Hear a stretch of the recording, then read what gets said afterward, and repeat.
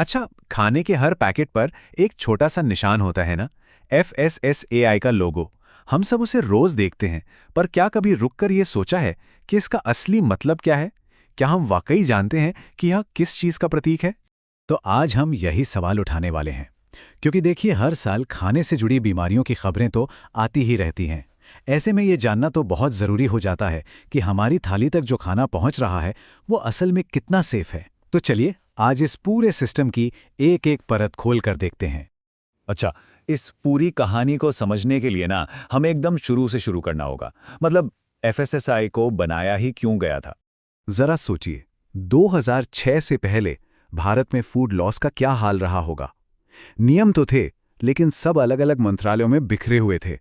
कोई एक बॉडी नहीं थी, मतलब पूरा कंफ्यूजन था।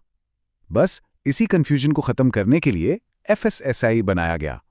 आइडिया ये था कि पूरे देश के लिए एक ही वॉचडॉग हो, एक ही निगरानी करने वाली संस्था।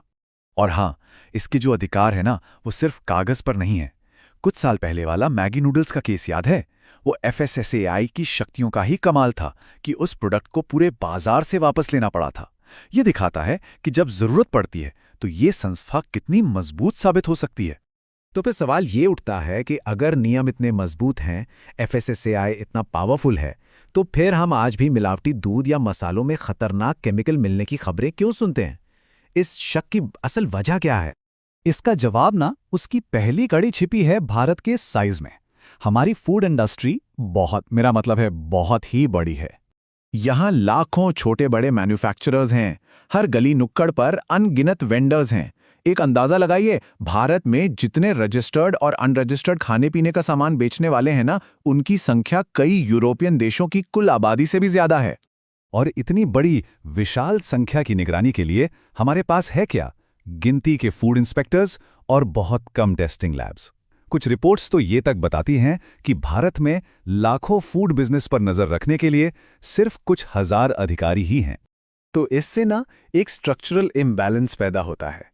मतलब जब बिजनेस की ग्रोथ रेगुलेटर्स की ग्रोथ से कहीं ज्यादा तेज हो, तो एनफोर्समेंट में गैप्स तो आएंगे ही। ये एक ऐसा खेल है जहां एक टीम में लाखों खिलाड़ी हैं और दूसरी टीम में सिर्फ कुछ 100। ये कोई बहाना नहीं है, ये एक जमीनी हकीकत है। और बस यहीं से हम समस्या की असली जड़ तक पहुंचते हैं। दिक्कत कानूनों में उतनी नहीं है जितनी उन्हें जमीन पर लागू करने में है।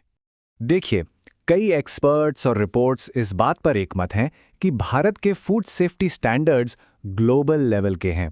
असली चुनौती है इन्फोर्समेंट, मतलब इन स्टैंडर्ड्स को हर जगह, हर समय एक जैसा लागू कर पाना। यहां पर आकर ना तस्वीर बिल्कुल साफ हो जाती है। कानून तो दिल्ली में बनता है, जो कि बहुत मजबूत है, लेकिन उसे लागू करने की जिम्मेदारी वो राज्यों और लोकल अधिकारियों पर होती है। और हर किसी के पास संसाधन और प्राथमिकताएं अलग अलग हो सकती हैं। तो इसका मतलब क्या ये हुआ कि हमारा खाना कितना सेफ है, ये इस बात पर डिपेंड करता है कि हम किस राज्य में रहते हैं। चलिए अब एक ऐसे पहलू की बात करते हैं जो सीधे हमारी जेब और हमारी सेहत दोनों से जुड़ा है, और वो है सस्ते खाने का पूरा अर्थशास्त्र। ये समझना बहुत जरूरी है कि 10 रुपए के चिप्स के पैकेट में आलू से ज्यादा पाम ऑयल क्यों होता है। वजह है ये इकोनॉमिक साइकिल। जब बाजार में सस्ते सामान की जबरदस्त मांग होती है, तो कंपनियां भी लागत घटाने के लिए सबसे सस्ती सामग्री का ही इस्तेमाल करती हैं। ये सब डिमांड और सप्लाई का ही तो खेल है। तो अब समझ आ रहा होगा, ये सिर्फ एक रेगुलेटर की कहानी नहीं है, ये एक पूरे इकोसिस्टम की कहानी है। एक ऐसा इकोसिस्टम जो लगातार दबाव में काम कर रहा है।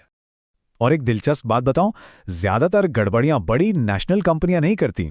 असली रिस्क तो इन ग्रे जोन्स में छिपा है। लोकल ब्रांड्स, बिना लाइसेंस वाली छोटी छोटी फैक्ट्रियां और नकली पैकेजिंग वाले ऑपरेशंस।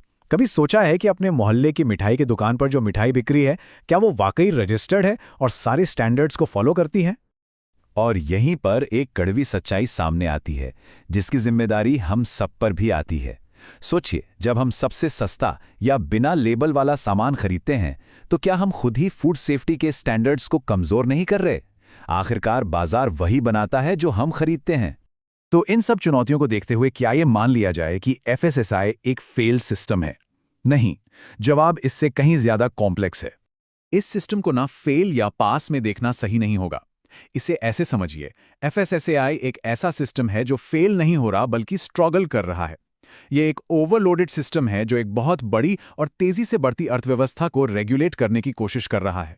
ये एक ऐसा जहाज है जो कमजोर नहीं है, लेकिन समुद्र उसकी क्षमता से कहीं ज्यादा बड़ा और तूफानी है। और ऐसा भी नहीं है कि ये सिस्टम एक ही जगह पे खड़ा है। ये लगातार बेहतर होने की कोशिश कर रहा है।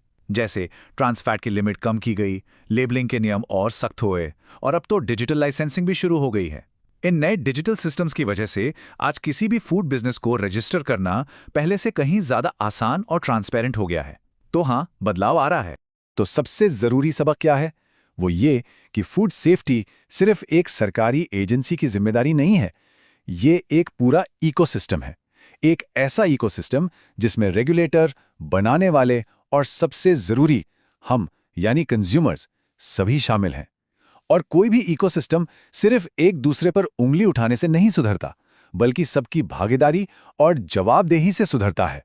तो अगली बार जब एफएसएसआई का लोगो देखे ना, तो उसे सिर्फ एक निशान समझकर नजरअंदाज मत कीजिए। उसे समझिए, उसे एक कहानी की तरह देखें। एक ऐसे सिस्टम की कहानी जो स्ट्रगल कर रहा है, जो बेहतर हो रहा है और जिसमें हम सबकी एक बहुत बड़ी भूमिका है। तो सवाल यह है कि क्या अब से हम सब अपने खाने के पैकेट को थोड़े अलग नजरिए से देखें?